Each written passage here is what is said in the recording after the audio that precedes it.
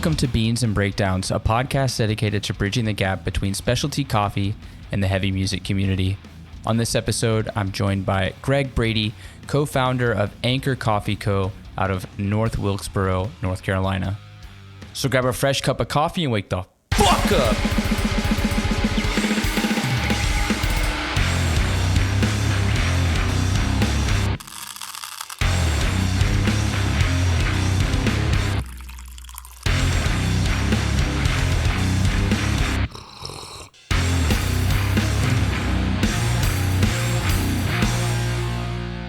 Well, what's going on, caffeinated crew? Today I'm joined by Greg, a co-founder of Anchor Coffee Company based in North Wilkesboro, North Carolina. How is it going for you this morning? Pretty good. Just hanging out in this nasty, gnarly, wet weather that we've been having in North Carolina. So otherwise, it's been great. It's chilling. Did you have to work a shift this morning? I did have to work a shift this morning. So What time were you clocking in? I rolled in we open at 7, so it was huge 6:30. We don't do any food at the spot, so it's pretty easy. We've got another location that could have been a nightmare. Cause it's like our small town location here in North Wilkesboro. It's just like pretty chill. We just do coffee. We've got beer on tap as well. But we don't do like any food or anything like that. Our pastries get delivered like it's easy. It's cake. Mm-hmm. Winston would have been an absolute disaster if it was just me. It looks like that spot is pretty big too. Yes. Yeah. Both spots are huge, but the like as far as space, the Winston location, it's old factory build, old power plant. Mm-hmm. And, we've got like one of the big, like used to be like a coal room or whatever where they stored stuff. And there was like all this equipment in there when we first moved in. It was crazy.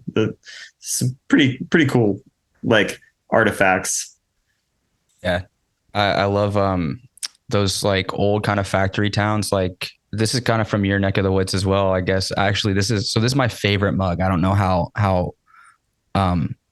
how competitive it is up there, but Counterculture. Oh yeah, cool. From Raleigh, Durham, and they kind of bought out when they were starting. They bought out like some old factory area in Durham. So I love that people kind of come in these smaller old like industrial towns, like those buildings come pretty cheap and reasonably priced, so you can turn it into whatever you want. It's got good bones. Yeah. Our space. So we ran. I wish we could have bought, but it's a pretty cool spot. It's right in downtown. It's like if you were in Winston's sort of similar to Durham, old industry, tobacco industry town. Now it's like medical and tech, mostly medical because Wake Forest is there. Right.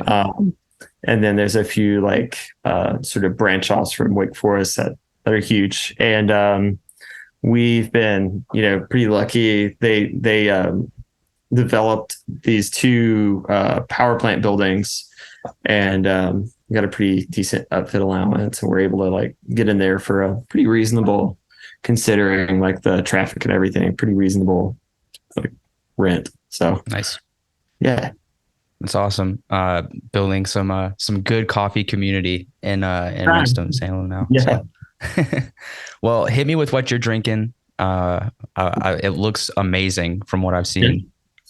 It's just just a nitro cold brew, or it's actually a flash chilled nitro. So we flash chilled like some. We've got a pretty tasty natural Ethiopian that's just super fruity. It's our Ethiopia Koki. Mm-hmm. It's a Yirgacheffe. It's if you like fruit. If you like blueberries, you like strawberries, you like the natural Ethiopian vibes, it's all in. And I flash chilled a batch just really for me. And we've got like those sick nitro boxes that like way over infuse everything. Yeah. So that's what I'm sipping on right now. It looks super. I know people can't see it because it's not a video podcast, but the head on it is just, I thought he was drinking like a Guinness. Yeah. It's like it's a little early for Guinness, but you Yeah.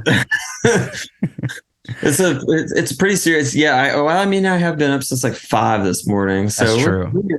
it's late evening for me right now, but I guess you have enough you got enough hours in the log to get started on day drinking, so I won't judge.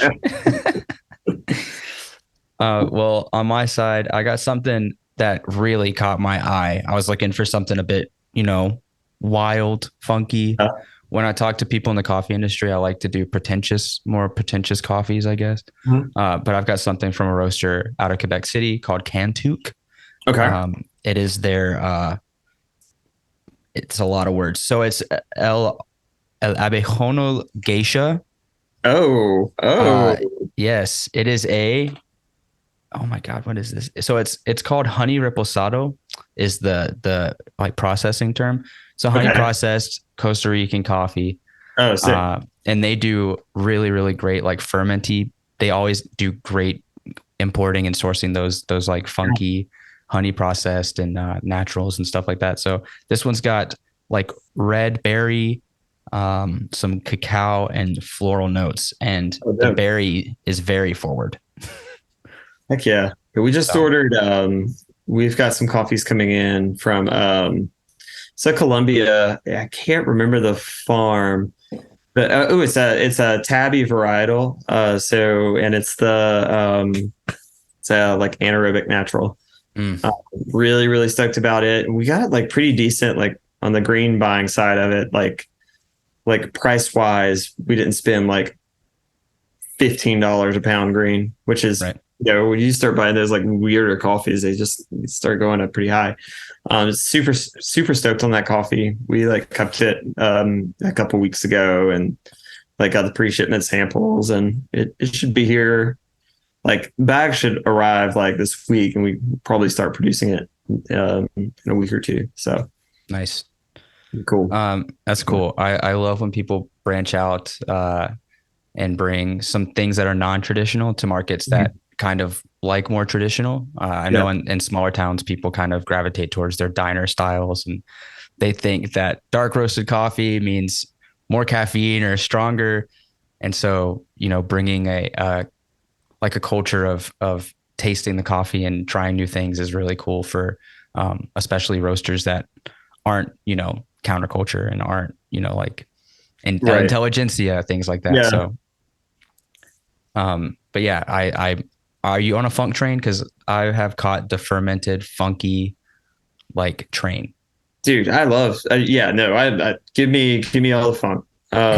Yeah, a lot of people like, I know there was a time recently like where there's a lot of like social media accounts that were like kind of poo-pooing like natural processed coffees and stuff like that. And like, man, like I know like I love a good like wash Colombia or wash Guatemala or whatever. That's great. It's so tasty, so clean. But like if I can have more like wildness in my coffee, like let's go. I mean, I'm over here like legit like behind me I'm actually fermenting some honey. I'm making some mead. I love fermentation. Nice. Fermentation is like really awesome. In another life, I was probably like a fermentation scientist or something. I don't know. Or either that or a beer brewer. Yeah, yeah. Brewed beer, like, but like 400 years ago. So just Yeah. like collecting yeast from a beard or whatever. Just getting weird. Before they knew what hops were. Right. Yeah, I guess 400 years ago, beer was very different because a lot of the hops that we have now for like IPAs and juicy stuff is all from like North America. It was all like found and farmed by, like First Nations and Native Americans. So yeah. Yeah, I'm sure I guess mead would be like the traditional form of like funky beer. Yeah. It's fun to make too. This will be my second batch. I mean, I just like do it in buckets. I love homebrew and it's fun. Nice. It's easy. You can produce a lot for relatively cheap. And I mean, I like fermenting things. So Yeah. My wife has brewed four beers now. Oh, cool. Here at home, and she's got like a pretty gnarly setup. It's really weird, but I love seeing the process of it going from like the dry grains, the hops. Like seeing the process of it going from this weird, gross looking thing in a bubbler and then coming out and tasting awesome and delicious. And you're saying, like the ferment process is so incredibly like delicate, but crazy, like in the science of it.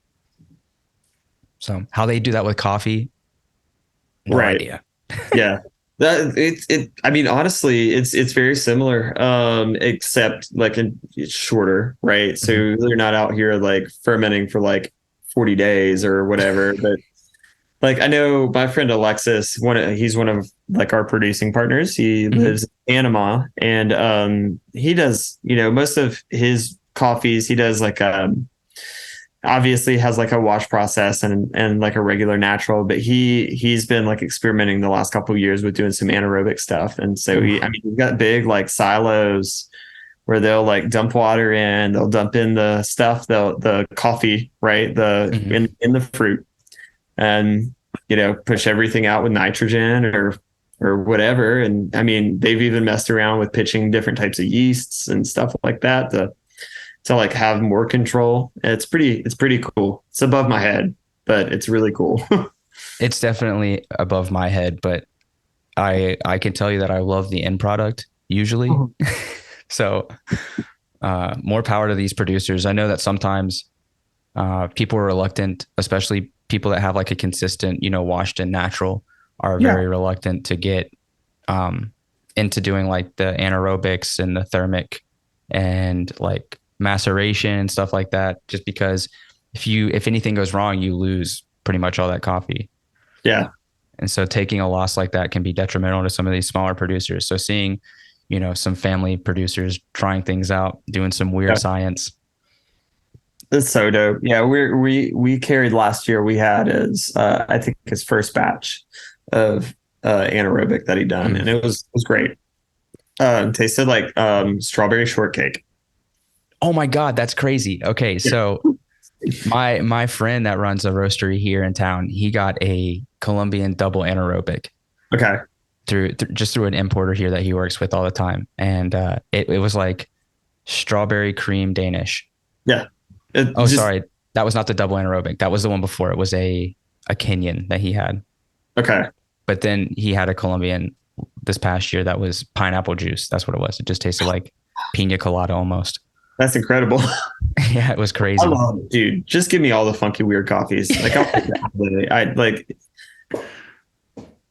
I mean, it's cool, like having like a cool, like sweet chocolate thing. And one of the things that's like frustrating, so where we're located, I guess between both cities. So like North Wilkesboro is a town of like, I don't know, maybe 10,000 people at max. Very, very small town.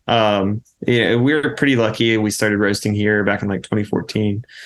And just like the local community here was very much stuck in like diner world. And I'd experienced good coffee, like lived around a little bit. And, but trying to bring that back and trying to educate people like, hey, like it doesn't have to taste just like this. Like it can be like an experience. It can be like beautiful. And there's all the stuff that's like behind it that makes it that way. Right. And, to an extent, even in Winston-Salem, like we've experienced some like, oh, I just want that dark roast, it's like, man, like there's so much more. Right. I know that can be very frustrating because even in Montreal, where we have so many amazing roasters and the third wave culture is, very, very ahead and out there. We still have people that are stuck in traditional espresso world. Right. Where they want like a full bodied, burnt nut caramel espresso. Yeah. We don't even get full bodied. I want that bold coffee. That's my bad. Like what? Give me a cup of that strong, bold. Yeah, strong and bold. Like what strong and bold? Like what are we talking about? So you want me to add 2 scoops of Folgers instead of just 1? You want me to jump in there? Yeah. What kind of coffee you like? Strong. What? That's not a taste. Bold. Okay. The late 80s hardcore band? Yeah, there you go. Yeah. Strong. You want strong arm coffee? Yeah, strong arm. What is it? 1994, 96? No. I mean, people are still stuck in the 90s when it comes to their coffee, man. It's facts, man. I even talked to some people here where they're like, they're coffee people, but then they'll be like, oh, I just like my coffee a little stronger. I'm like, yeah, just add like a couple more grams to your water. They're like, what do you mean? I was like, just adjust your ratio, do a 14-1 instead of like a 16-1. What? Right. What? What's a ratio? Yeah, see, it's just little subtle things. I'm ruining people's lives here, one person at a time. Yeah. And that's what I feel like Anchor also is doing. So oh yeah, absolutely. Absolutely. That's the just goal. pushing people into off the rabbit hole down deep. What's your go-to brew method? Kalita. Nice. I love. Yeah, it's great. 1 to 15, 1 to 16, depending on the coffee. It's easy. Yeah. It's just easy. If I'm trying to like spend some time, I've got one of those, the Trickle-8. Have you played with those? Oh my God, don't get me started on the Trickle-8. It's like the hardest brewer to use in the world. Yeah. I feel bad because like I was put onto it by some great coffee people. Yeah. But finding a method, like a recipe that actually tasted correct. Right. Which I don't know how have you figured it out? No. Okay.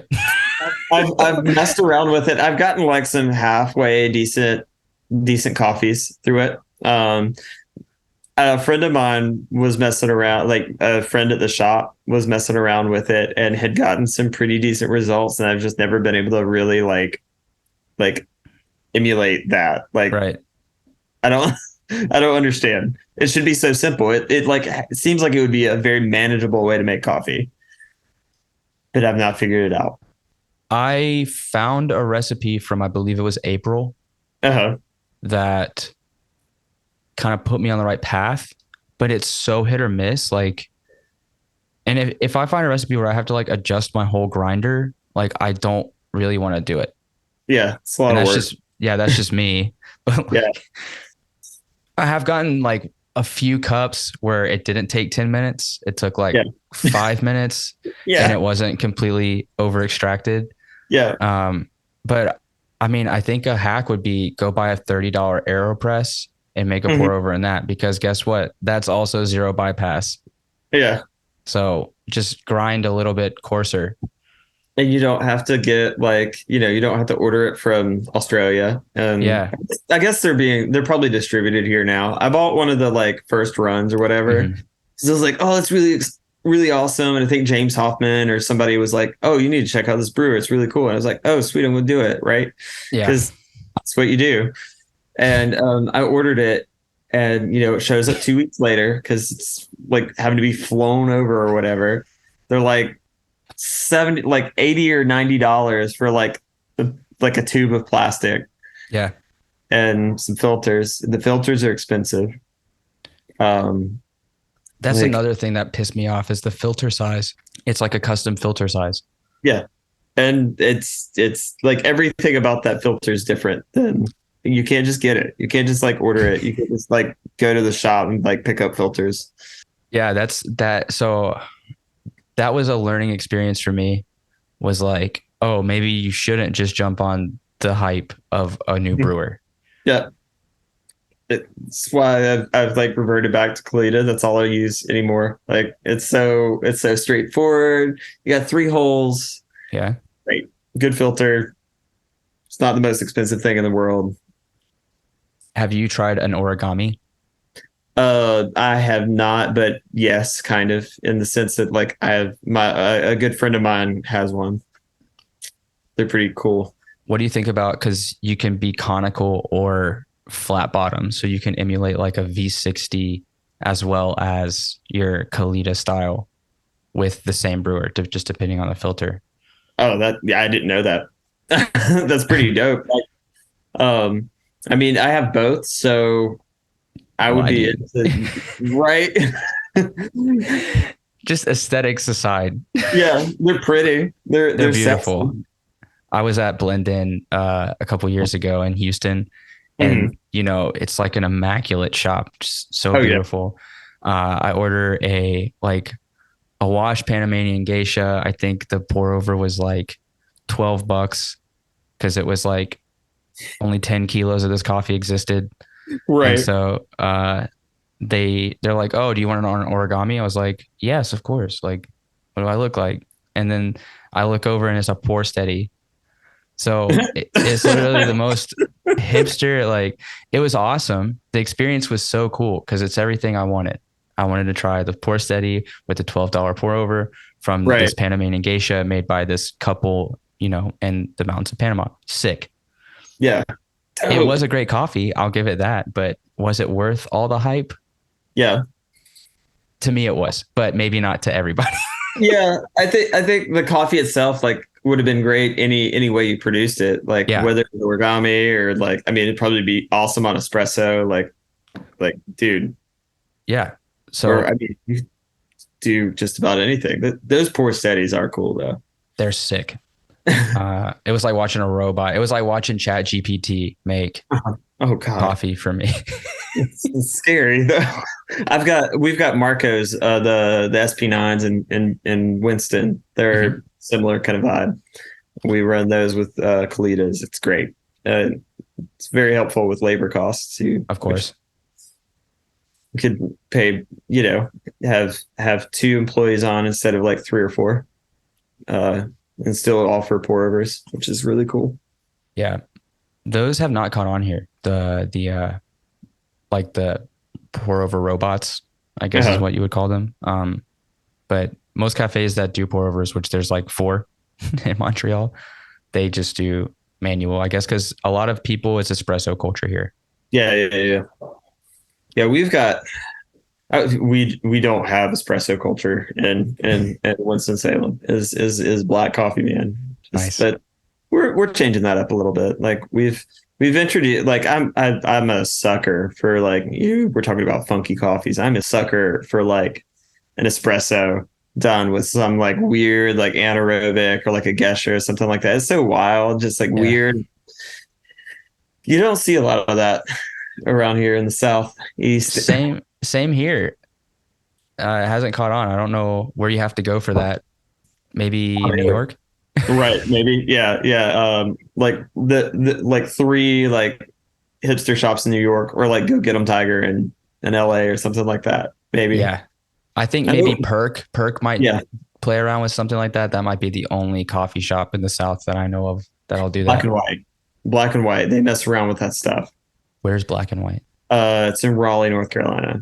Oh, okay, cool. Yeah, they're a little newer there, but it's Kyle Ramage and Lim, I can't remember his last name, but they both are like WBC winners. Nice. So they're like, they are just like the pinnacle of like coffee nerdery, and the best way. Yes. Big fan of their coffees. They've got some good stuff. It's probably I think they're the only people doing in, like, locally, any like just crazy espresso stuff.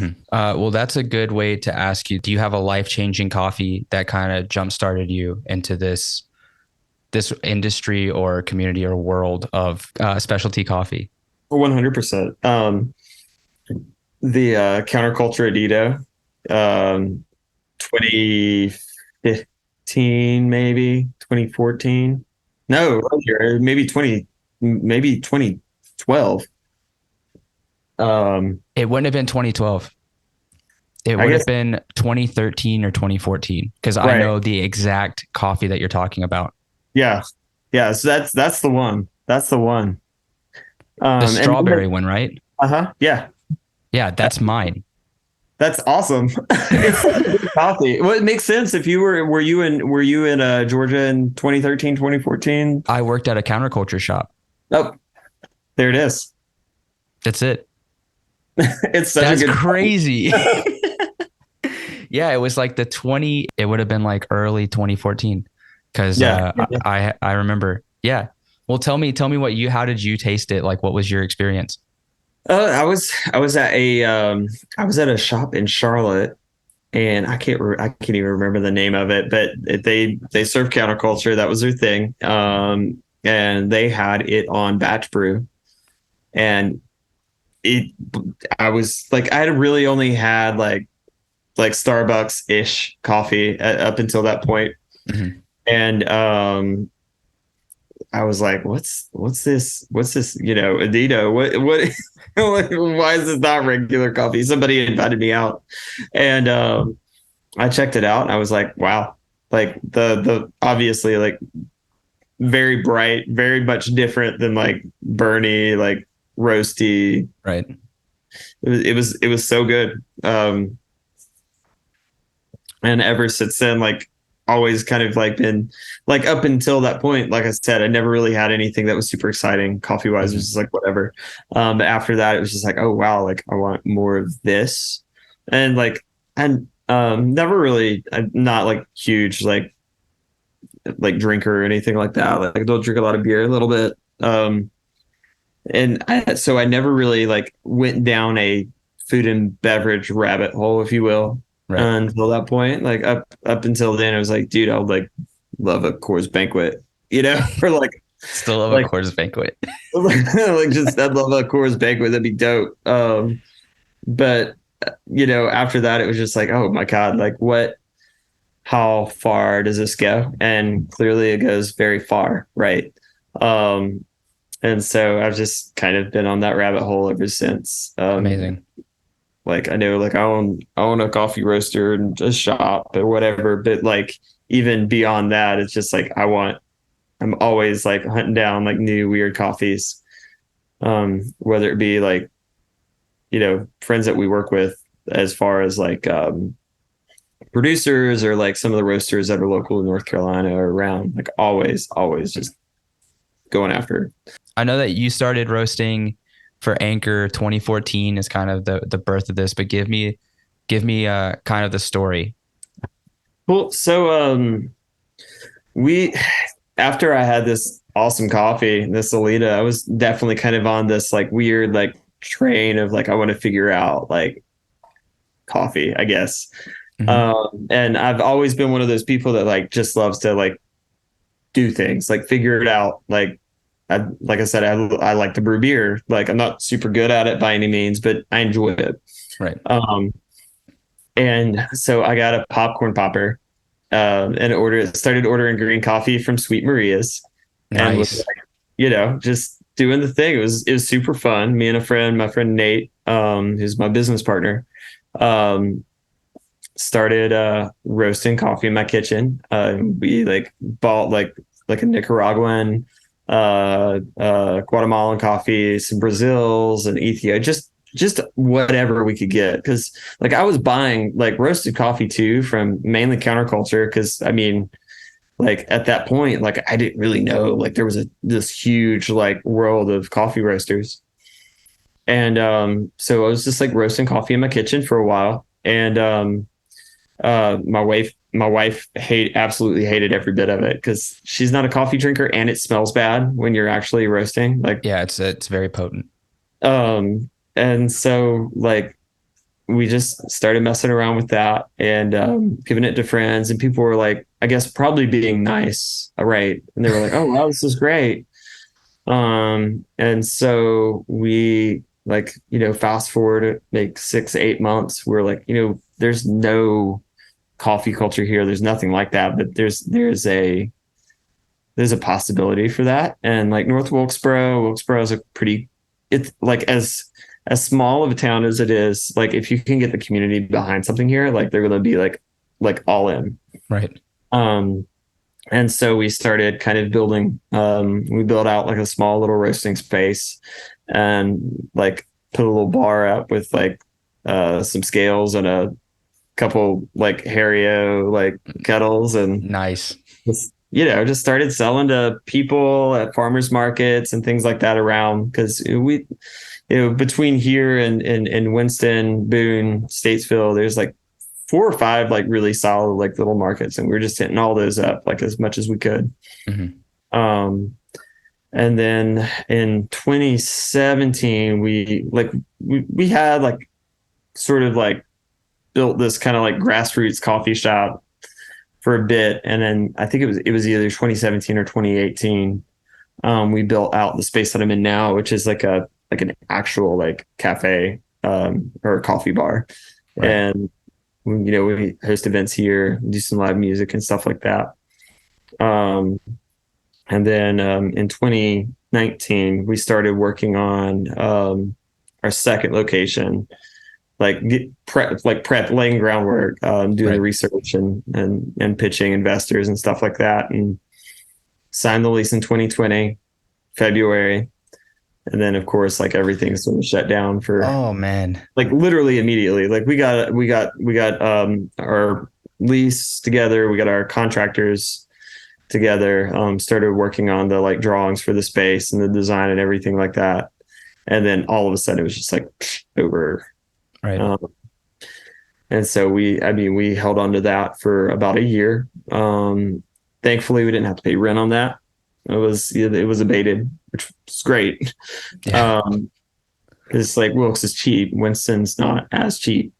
And finally we got up and running in that location in 2021, got all our equipment in, everything built out, all that. Like mid 2021, we had everything ready, and we opened in like September, I think. And just been kind of doing that there, roasting coffee. We have a little bit of wholesale and online, all that jazz. What was that roasting? That build out, what was the roaster is it the same roaster that y'all are still on right now? Yeah, right now. Yeah. We're on like a 5 kilo Ambex roaster. So nice. Yep.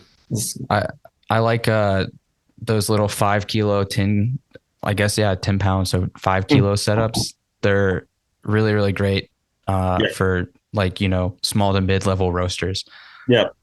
And it's blue, which is sick. Yeah, it's pretty cool. We're planning on building out probably, I would say within the next year, we're gonna have to like size up a little bit, because our like both shops are starting to crush our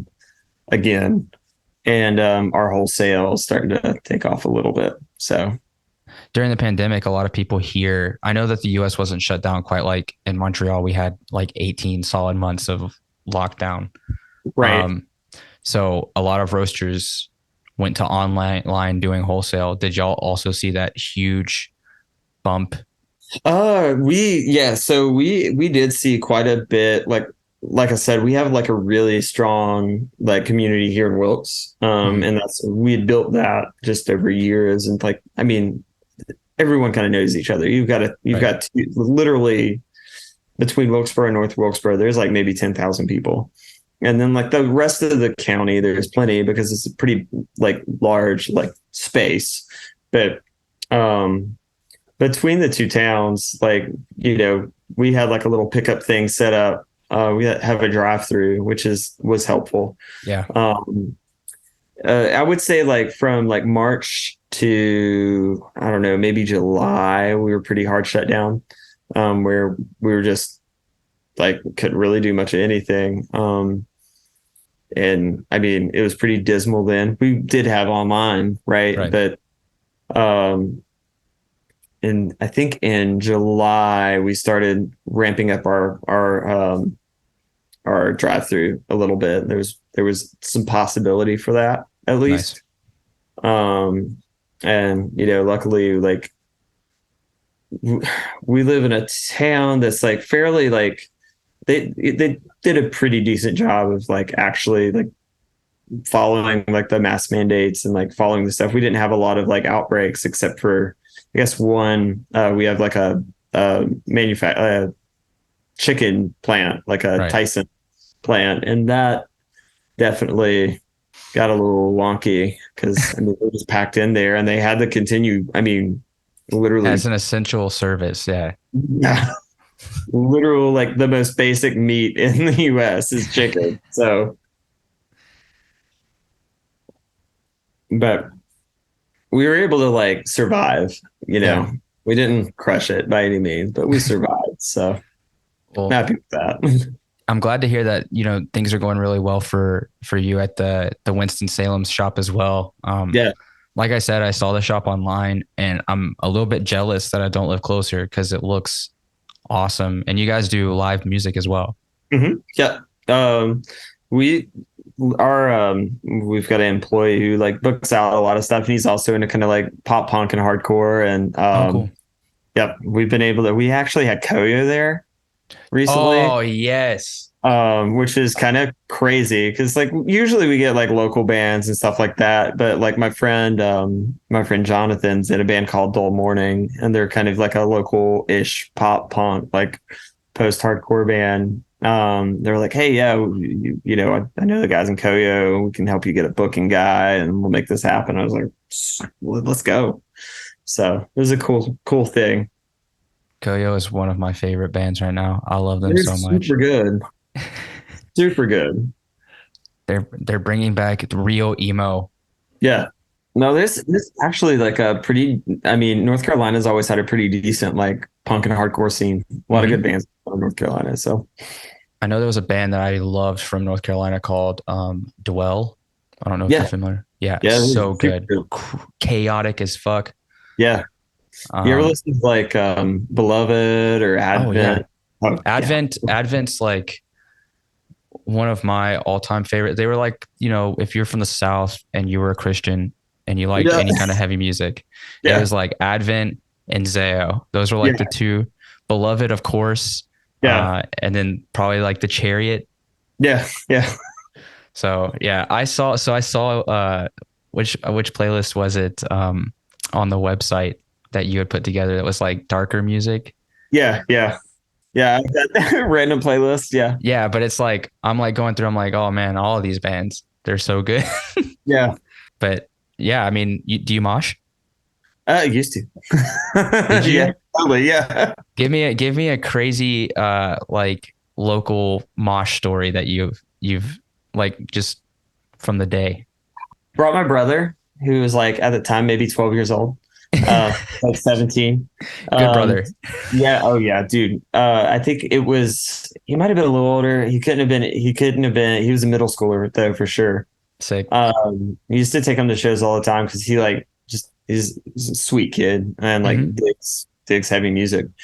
But we went and saw I think it was Hoods. Yeah. A band called Furious Styles.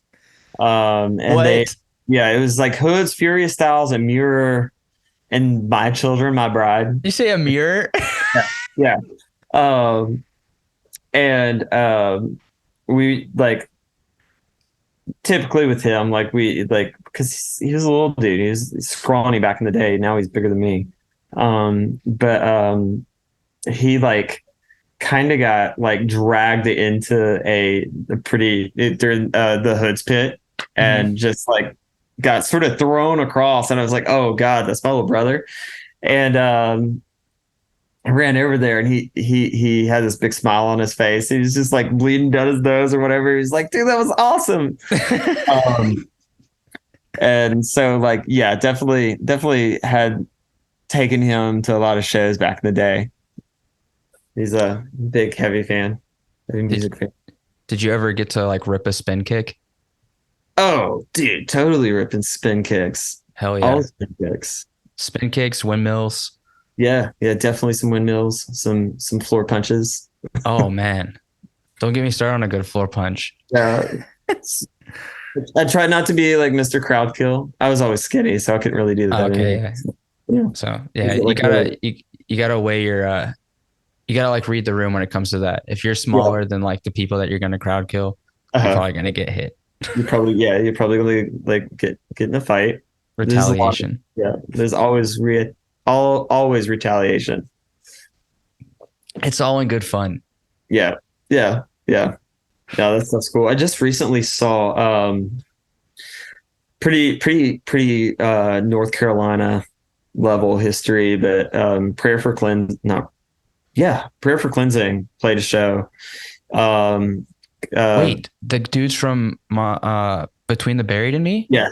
No way. They played a show. It was like they did 2 nights. It was a reunion, not a reunion show. Well, I guess it technically was a reunion show, but it was a benefit show for John, the Punks on Paper guy. He passed away. It was them. Band called Undying. Band called Catharsis.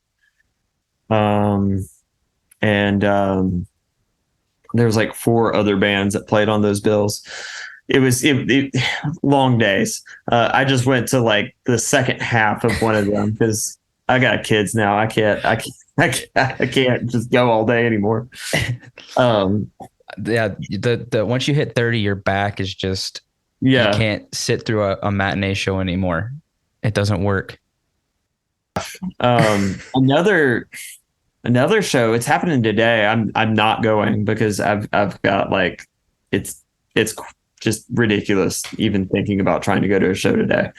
But in Greensboro, it's like Overcome Fest, and it's All Out. I think it's All Out War and Madball, and then like a bunch of local bands.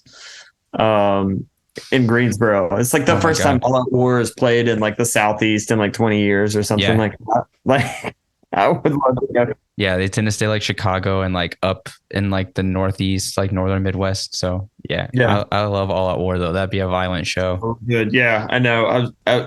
When they posted the event, I was like, that weekend's literally impossible because like tomorrow we're like, there's like a mountain bike race that we sponsor, that we're doing some like coffee stuff for in Wilkes, and then like today is I'm covering shifts, so it's just like I ain't gonna try and do that. I'll be up at like 5:30 tomorrow morning. I'm not trying to. How far is Greensboro? From Winston, it's only 30 minutes. From Wilkes, it's I guess an hour and a half. Oh, so okay. It's not bad. Definitely used to go to a lot of shows in Greensboro. It's cool town. Was it Cat's Cradle? Is the venue up there? That's in Carborough, Chapel Hill area. That place is nice. It was one of the best venues in North Carolina. I know a lot of bands used to go through like Greensboro, and I was getting it mixed up with Carborough, but I was like, what is in Greensboro that all these bands are going through? Same thing in Winston-Salem, Greensboro used to get all these crazy bands. There was a skate shop or a skate park in Kernersville, which is tiny town between the two.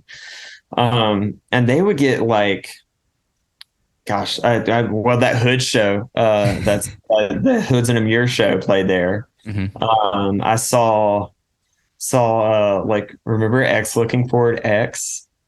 Oh my God, that's old. Yeah. They played there.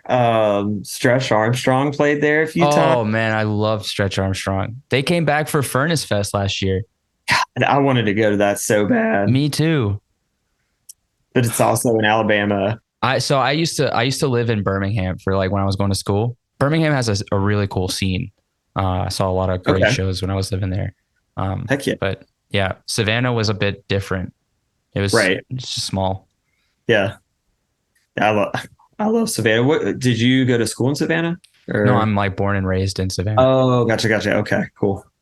I just live in Montreal now. What brought you to Montreal? Just my wife's job. She got a job here. She went to school in Savannah, and then we lived in Charleston for like a year, and then moved up to Montreal. Dope. Charleston's a weird city too. Charleston is a weird city. Good coffee though. Yeah. That's where I stole this mug. Who'd you steal it from? Who was your sales rep? Jared. Jared. Okay. I think he works for Slayer now. I didn't know Jared worked for Slayer. That's cool. Yeah, I think Jared's the one that worked for Slayer. I know there was like 2 or 3 people in the South Carolina, and then there was the girl. She works for Ally. She's our importer now. Oh, cool. Or our coffee buyer. Chelsea, maybe. Did you ever go to the Charleston Coffee Cup? They did it like 3 years, maybe 4. Was it at the Counterculture? So one time they did it in Charleston at the 2 times we went, they did it in like some old, like super old building. It wasn't Counterculture. It wasn't there. It was it's like an old event venue, but like in an old like 200-year-old building or something like that. I don't know. It was pretty cool. What year was that? Maybe 18 and 19 is when we. Oh, I was gone. Okay. I moved away in 2017 or 2018. Okay. Early 2018 is when I moved. The first year they did it, I think it was 2017. I think they did it 17, 18, and 19, and then COVID. Oh, okay. And we did 18 and 19. Or did we do 17 and 18? I don't know. It was cool.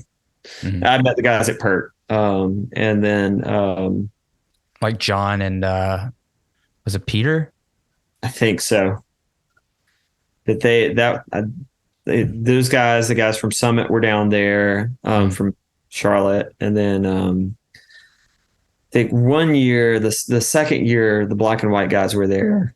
Because I think they started in 2019. I'm trying to think of who else would have been there when we were there. But it's a fun festival. I don't know if they do it anymore, but it was cool.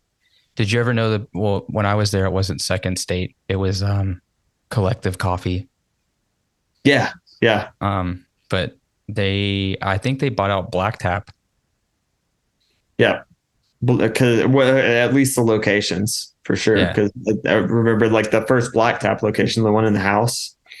That was a game changer when I first went there.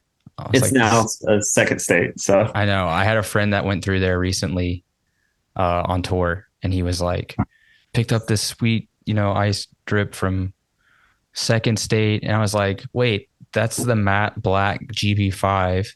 Yeah. I was like, and I know that shop. And I was like, is that black? I was like, I went there when that was Black Tap. Yeah. Do you remember Kudu? Yes. Wait, they got bought out too? No. Okay. They were the other like specialty shop that I remember in Charleston. When they switched to Stumptown, it was never good. Yeah. That sucks. They roast now. Okay, good.